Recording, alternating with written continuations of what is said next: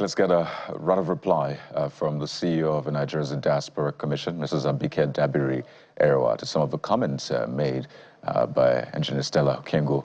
Well, Mrs. Dabiri Erewa joins us on the phone now. Good morning, madam. Welcome to the program.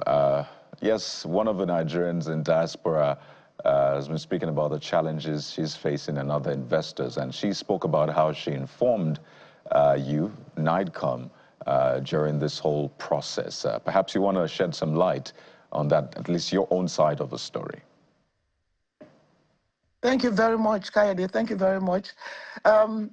You could see that when she mentioned that they informed NiDCOM, she kind of glossed over she didn't complete the sentence.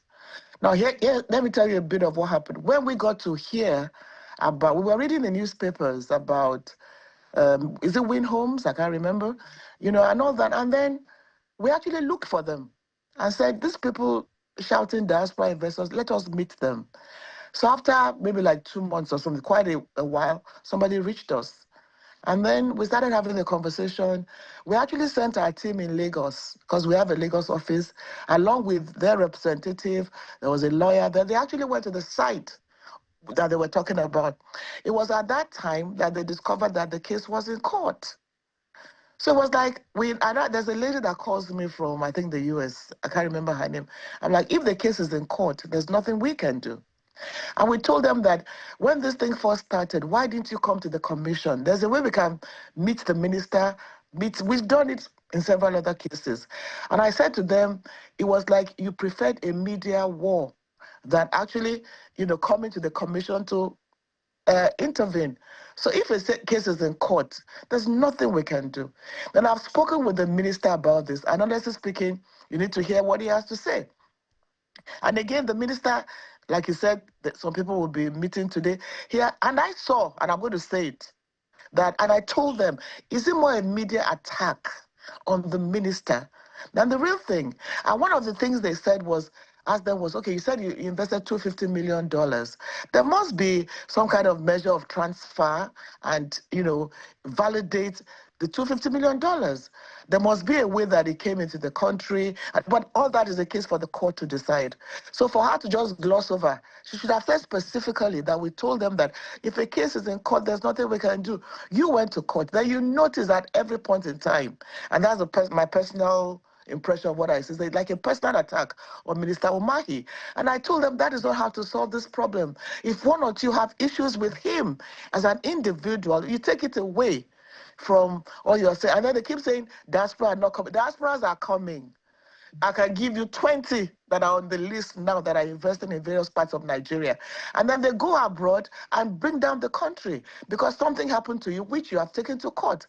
Two things. Do you want the court to resolve it? It's okay. If not, you want to come back to the table, the minister is still there to talk to you.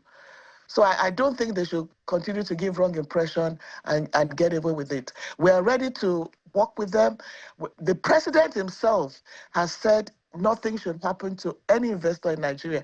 He wants to create an enabling environment, and he wants to ensure foreign direct investment in Nigeria.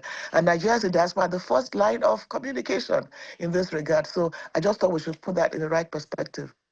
And that's great to hear. So for a lot of people who have watched and are listening, perhaps some have similar issues or they just want to be prepared for possible future occurrence. What's the process to escalating this, and what is NiDCOM promising in terms of intervention and ensuring that they have a smooth process when issues like this come up?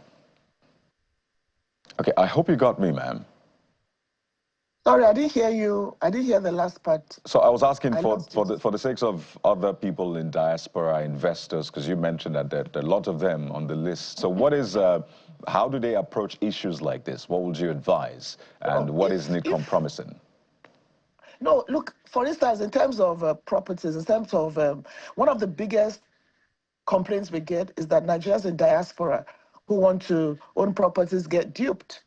So that's why we have set up the Home and Abroad platform, where it's going to be a one-stop shop for you. We call it to give you peace of mind. So the Home and Abroad platform was launched at the last Diaspora Day. So we're partnering with private sector, First Bank of Nigeria.